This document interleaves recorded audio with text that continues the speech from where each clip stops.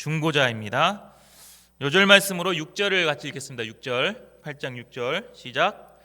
그러나 이제 그는 더 아름다운 직분을 얻으셨으니 그는 더 좋은 약속으로 세우신 더 좋은 언약의 중보자시라. 2025년이 시작되었습니다. 보통 이렇게 새해가 시작이 되면 뭔가 좀 설렘이 있고 더 좋은 것을 희망하는 마음을 가집니다. 그런데 올해는 좀 다른 것 같습니다. 연말 혼란스러운 정치 상황과 또 안타까운 항공 참사로 인하여 새해를 맞이하는 우리의 마음은 여느 때와 달리 무겁습니다. 특히 올해는 뱀의 해로서 을사년입니다. 을사년 하면 가장 먼저 떠오르는 것이 뭡니까? 다 그러네요. 네. 1905년에 우리나라의 주권이 일본에 빼앗긴 을사늑약과 이때 나라를 팔아먹은 을사오적, 이런 말들이 가장 먼저 떠오릅니다. 을사늑약을 맺던 당시에 시대를 표현한 말이 있습니다. 바로 을신년스럽다. 들어보셨죠? 을신년스럽다입니다. 원래는 을사년스럽다 했는데 발음이 변형되면서 을신년스럽다라고 하였습니다. 쓸쓸하고 스산한 분위기를 나타내는 부정적인 표현입니다. 요즘 시대의 상황과 딱 맞는 말인 것 같습니다. 이런 말들을 생각을 하면 올해는 더 좋은 것을 소망하기는 힘들어 보입니다. 그런데 시대가 어려울수록 우리는 복음이 더 빛난다는 것은 알고 있습니다. 역사적으로도 그랬습니다. 실제로 한국 교회사를 보면 1905년 을사년에 평양과 목포를 비롯한 삼남 지방에서 사경회가 처음으로 시작되었습니다. 말씀을 연구하고 가르치고 기도하는 사경회가 처음으로 시작되었고, 평양에서 이 사경회가 발전하여 1907년 평양 대붕운동이 일어나게 되었습니다. 이를 생각하면 얼마나 경사스러운 해입니까? 올해도 우리에게 이런 부흥의 시작이 될 수 있습니다. 왜 그렇습니까? 우리에게는 더 좋은 분 예수님이 항상 우리와 함께 하시기 때문입니다. 1절 상반절, 1절 상반절 같이 읽겠습니다. 시작. 지금 우리가 하는 말의 요점은 이러한 대제사장이 우리에게 있다는 것이라. 우리는 지난주에 예수님이 멜기세덱의 반차를 따르는 영원한 대제사장이다라는 것을 배웠습니다. 그런데 이것을 왜 가르쳐 준 것입니까? 예수님이 이런 분이시다라는 사실만 알려주기 위해서입니까? 지금 우리가 하는 말의 요점은 이렇게 말하고 있습니다. 요점, 영어로 보니 메인 포인트 이렇게 되어 있습니다. 이런 말을 하는 가장 중요한 포인트는 바로 이러한 영원한 대제사장이 우리에게 있다라는 것입니다. 예전에 그런 분이 계셨다는 것이 아니라, 예수님이 이런 분이셨다는 과거가 아니라 지금 나와 함께 하신다는 것이 가장 중요한 포인트라는 것입니다. 이것을 믿을 때 우리는 항상 더 좋은 것을 소망하고 기대할 수가 있습니다. 우리가 더 좋으신 예수님이 나와 함께 하심을 믿고 기대와 소망 가운데 새해를 시작할 수 있기를 기도합니다. 우리와 함께 하시는 대제사장 예수님, 이 예수님은 어떤 분이 되시는지 구체적으로 보겠습니다. 6절을 같이 읽겠습니다. 6절 시작.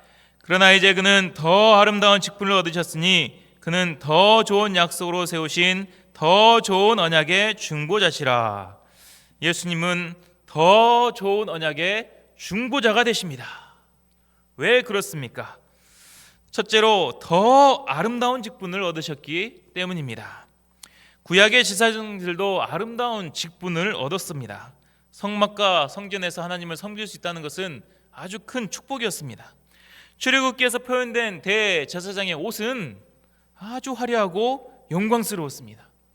또 1년에 한 번이지만 지성소로 나아갈 수 있는 유일한 사람이라는 것도 정말 큰 특권입니다. 그런데 5절을 보겠습니다. 5절도 같이 읽어볼까요? 시작. 그들이 섬기는 것은 하늘에 있는 것의 모형과 그림자라. 모세가 장막을 지으려 할 때에 지시하심을 얻은 것 같으니 이르시되 삼가 모든 것을 산에서 내게 보이던 본을 따라 지으라 하셨느니라. 그렇게 아름다워 보이는 인간 대제사장이 섬기는 것은 하늘에 있는 것의 모형과 그림자에 불과했습니다. 모형을 영어로 보니 카피였습니다. 카피. 본 떠서 만든 것이란 뜻입니다.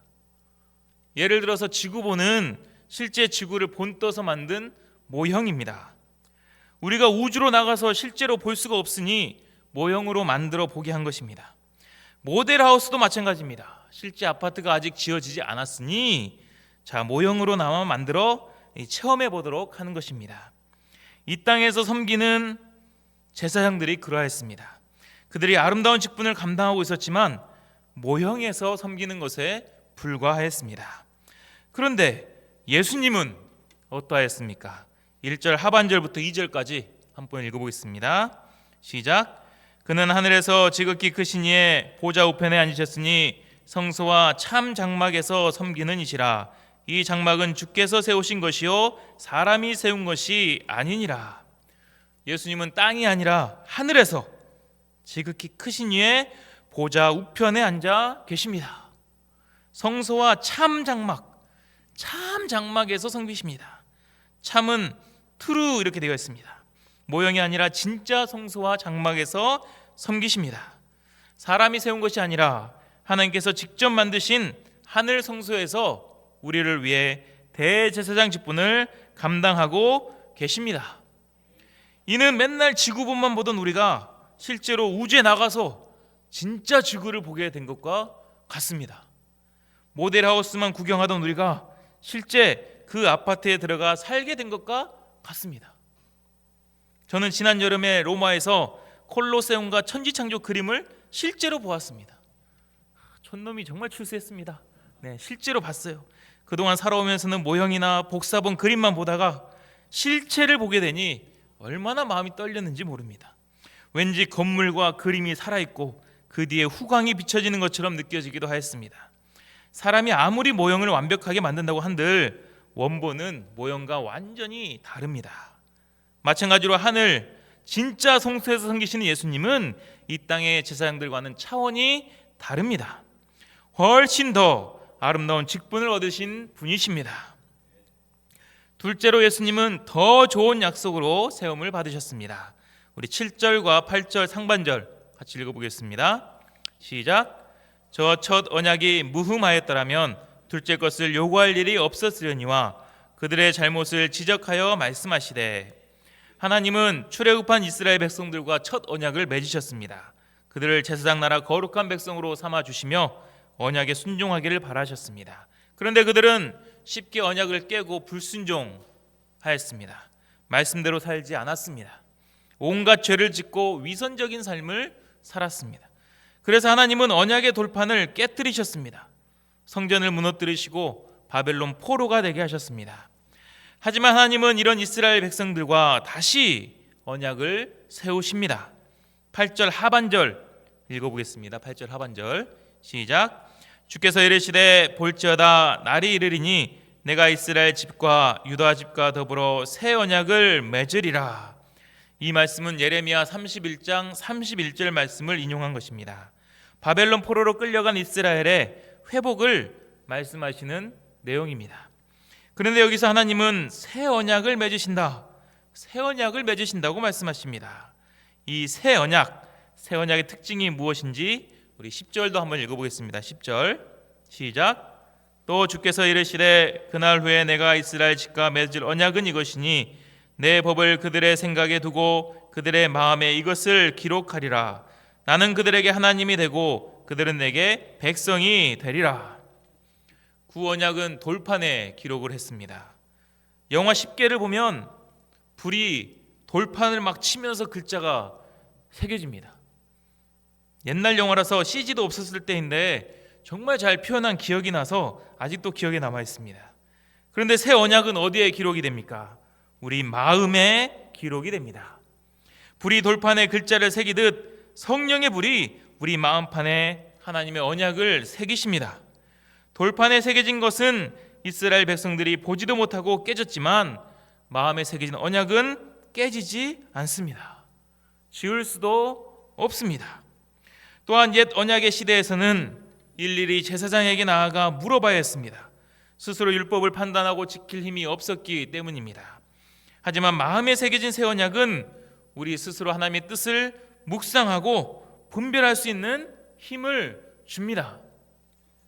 예전에 시골에 계신 할머니들을 보면 자녀들 편지만 기다리고 있습니다. 옛날에. 그러다 우체부가 자녀들 편지를 딱 갖다 주면 어떻게 합니까? 이거 좀 읽어줄란가? 그렇게 하잖아요. 글씨를 읽을 수 없으니까 우체부한테 좀 읽어달라고 합니다. 그렇게 누가 읽어주면 감동이 덜합니다. 하지만 할머니가 글을 깨우쳐가지고 직접 읽게 된다면 그 감동은 배가 될 것입니다. 우리도 옛 언약은 누군가 읽어줘야지 알 수 있었습니다. 하지만 하나님이 주신 새 언약은 우리 마음에서 우리가 하나님의 뜻을 분별하고 말씀에 순종할 수 있게 하십니다. 12절을 또 읽겠습니다. 12절 시작. 내가 그들의 불의를 긍휼히 여기고 그들의 죄를 다시 기억하지 아니하리라 하셨느니라. 새 언약에서 하나님은 우리를 긍휼히 여기십니다. 우리의 죄를 다시 기억하지 아니하겠다고 하십니다. 이는 함부로 죄를 지어도 된다는 뜻이 아니라 죄 문제가 완전히 해결된다는 뜻입니다. 어떻게 이런 일이 가능합니까? 누가 우리 안에 성령이 임하게 하고 또 누가 우리의 죄 문제를 해결해 주십니까? 누가복음 22장 20절 보겠습니다. 저녁 먹은 후에 잔도 그와 같이 이르시되 이 잔은 내 피로 세우는 새 언약이니 곧 너희를 위하여 붓는 것이라. 예수님의 피로 새 언약이 세워졌습니다. 예수님이 새 언약으로 세움 받으신 것입니다. 예수님으로 인해 우리는 그를 깨우친 할머니처럼 성령의 조명하심으로 하나님의 말씀을 듣고 분별하며 순종할 수 있게 되었습니다. 예수님으로 인하여 우리의 모든 죄가 깨끗해졌습니다. 다시는 우리의 죄를 기억하지 않으시고 우리를 하나님 나라로 인도해 주십니다. 이를 보면 이 새 언약이 옛 언약보다 얼마나 더 좋습니까? 아니 비교도 되지 않을 만큼 더 좋은 언약입니다. 그래서 오늘 말씀에서 더 좋은 언약이라고 표현을 하고 있습니다. 이렇게 더 좋은 언약이 어떻게 우리에게 임하게 되었습니까? 예수님이 이 더 좋은 언약의 중보자가 되시기 때문입니다. 중보자가 어떤 역할을 합니까? 지난주 말씀인 히브리서 7장 22절 같이 읽겠습니다. 시작. 이와 같이 예수는 더 좋은 언약의 보증이 되셨느니라. 예수님은 중보자가 되셔서 보증을 서주십니다. 모델하우스만 보던 우리에게 실제 집이 지어지고 집주인이 와서 우리에게 들어가서 그냥 살으라고 한다면 어떤 마음이 들겠습니까? 심지어 원하면 평생 살게 해주겠다고 하면 어떠하겠습니까? 좋기는 한데 뭔가 불안할 것입니다. 왜 이렇게 해주는지 의구심이 들고 잘 믿지 못해서 계약을 주저할 것입니다. 그런데 어떤 사람이 나타나 대신 집값을 다 내주고 계약서도 써주고 확실한 보증까지 서준다면 어떠하겠습니까? 너무 기쁘지 않겠습니까? 다들 집이 있으시니까 별로 와닿지가 않으세요. 당당히 그 집에 들어가서 살지 않겠습니까? 영원한 모형이 아닌 진짜 집에서 살아갈 수 있게 해주니 얼마나 감사합니까? 이처럼 예수님은 더 좋은 언약의 중보자가 되십니다. 새 언약을 세우시고 우리가 새 언약 안에서 하나님의 보좌로 직행할 수 있도록 인도하십니다. 디모데전서 2장 5절은 말합니다. 하나님은 한 분이시요 또 하나님과 사람 사이의 중보자도 한 분이시니 곧 사람이신 그리스도 예수라. 오직 예수님만이 우리와 하나님 사이의 중보자가 되십니다. 중보자 되신 예수님께서 하나님과 우리 사이를 완전히 회복시켜 주십니다. 더 이상 모형이 아니라 진짜 성소로 인도하십니다. 이를 위하여 예수님은 어떻게 하셨습니까? 방금 읽은 디모데전서 2장 5절에 이은 6절에서는 이렇게 바로 말씀합니다. 그가 모든 사람을 위하여 자기를 대속물로 주셨으니. 예수님이 우리를 위해 자기를 대속물로 드리심으로 우리의 모든 죄값을 다 치르셨습니다. 영원한 집에 들어갈 수 있는 비용을 다 치르신 것입니다. 또한 히브리서 12장 24절에서는 새 언약의 중보자이신 예수님께서 피를 뿌리셨다라고 했습니다. 예수님의 십자가에서 흘린 보혈로 새 언약의 계약서에 변치 않는 도장을 꽝 찍어 주셨습니다. 이로 인해 우리는 당당히 새로운 집에 들어갈 수 있게 되었습니다. 모형이 아니라 진짜 집, 하나님 나라에 들어갈 수 있게 된 것입니다. 이 예수님 안에서 우리도 더 아름다운 인생, 더 좋은 인생을 살아가게 됩니다. 6절을 다시 보면 더만 3번 나옵니다. 더 좋은 언약의 중보자 되신 예수님은 우리가 더 아름답고 더 좋은 인생을 살아가기를 누구보다 원하고 계십니다. 그리고 예수님을 통해 이미 우리는 더 아름답고 더 좋은 인생을 살고 있음을 믿습니다. 지난 월요일에 전국 학생 수양회 분반 리더 2차 모임이 있었습니다. 분반 리더 학생들이 다 모여서 소감 발표를 하고 분반을 섬기는 방법과 말씀 공부를 인도하는 법을 배웠습니다. 그리고 맡은 분과별로 모여 수양회를 위해 심도 있는 논의를 하였습니다. 저도 소감 모임을 인도하면서 깊이 있는 소감을 들으며 큰 은혜를 받았습니다. 소감 발표할 사람이 5명인데 1시간 반이 주어져가지고 저는 얼른 발표하고 고대 앞으로 맛있는 거 먹으러 갑시다 이렇게 얘기를 했습니다. 그런데 5명 발표하고 나니까 1시간 반이 훌쩍 지나 있었습니다. 다들 소감을 엄청 깊이 있게 써온 것입니다. 소감 내용을 봤을 때 선배 목자님들의 헌신과 기도로 이들에게 복음이 임하였을 때 이들 또한 더 좋은 인생을 살고 있다는 것을 알 수가 있었습니다. 그래서 주인이 되어서 학생사를 섬기고 학생 수양회를 위해서도 앞장서서 헌신하고자 했습니다. 저는 찬양 분과를 맡아서 예전처럼 찬양 섬기는 자들만 세우면 될 줄 알았는데 학생들이 너무 열정적이어서 수양회 주제곡을 만들자 그래서 직접 작사 작곡을 의뢰하여서 주제곡을 만들었습니다. 진짜 곡이 나왔습니다. 우리가 연습해서 할 거예요. 그리고 연극에 지원하는 학생들도 많았습니다. 이번에 연극도 하거든요. 연극을 한다고 지원해서 했더니 많은 학생들이 그 자리에서 지원을 하는 것도 보았습니다. 뭔가 준비하는 것은 쉽지가 않습니다. 자기 일에만 바쁜 이 세상에서 주를 위해 헌신하는 것도 어렵습니다. 하지만 이들은 무엇이 더 좋은 것인지를 아는 것 같았습니다. 이를 통해 이번 수양회 또한 더 좋은 수양회로 준비되고 있습니다. 이런 수양회를 가지 않는 것은 정말 큰 손해입니다. 어떤 수양회를 써서라도 가야 하는 수양회입니다. 1년 동안 준비한 수양회, 이보다 더 좋은 수양회가 주영아 어디 있겠니? 그죠? 더 좋은 수양회에 꼭 참석할 수 있기를 기도합니다. 새 언약의 중보자이신 예수님으로 인하여 우리는 더 좋은 인생을 살고 있습니다. 그 더 좋은 인생이 어떤 인생인가? 고린도후서 3장 6절 같이 읽겠습니다. 시작. 그가 또한 우리를 새 언약의 일꾼 되기에 만족되게 하셨으니 우리는 새 언약의 일꾼들이 되었습니다. 복음으로 죽어가는 영혼들을 살리는 자들이 되었습니다. 이것이 그 무엇보다 더 좋은 일임을 아는 자들이 되었습니다. 우리가 새 언약의 일꾼들로서 사는 것은 결코 손해가 아닙니다. 힘들고 어려울지라도 더 좋은 삶, 더 나아가 가장 귀한 삶임을 믿습니다. 이제 2025년 새해가 되었습니다. 2호 학번 신입생들도 몰려올 것입니다. 우리가 더 좋은 언약의 중보자 되신 예수님을 붙들고 캠퍼스에 나아가 양들을 만나야겠습니다. 내가 가진 복음이 양들이 가지고 있는 그 무엇보다 더 좋은 것이라는 것을 확신하고 담대하게 전할 수 있기를 기도합니다. 그래야 2025년은 정말 우리 모두에게 또 우리 교회 안에서 더 좋은 해가 되기를 주님의 이름으로 기도합니다. 기도하겠습니다. 하나님 아버지, 오늘 말씀을 통하여서 더 아름다운 직분을 얻으시고 더 좋은 약속으로 세움 받으신 더 좋은 언약의 중보자 예수님을 만나게 하심에 감사합니다.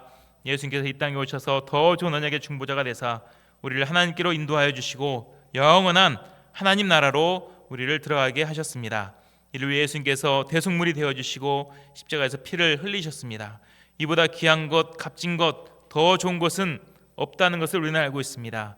우리에게 주신 이 더 좋은 복음을 들고 나아가 양들에게 전하고 또 이 더 좋은 복음이 많은 영혼들을 변화시키며 지금보다 더 좋은 인생으로 인도하여 주시기를 간절히 기도합니다. 새해가 되었습니다. 나라가 어지럽고 많이 무겁지만 저희가 더 좋은 예수님을 굳게 붙들고 올해도 힘차게 시작할 수 있도록 도와주십시오. 감사하며 예수님의 이름으로 기도합니다. 아멘.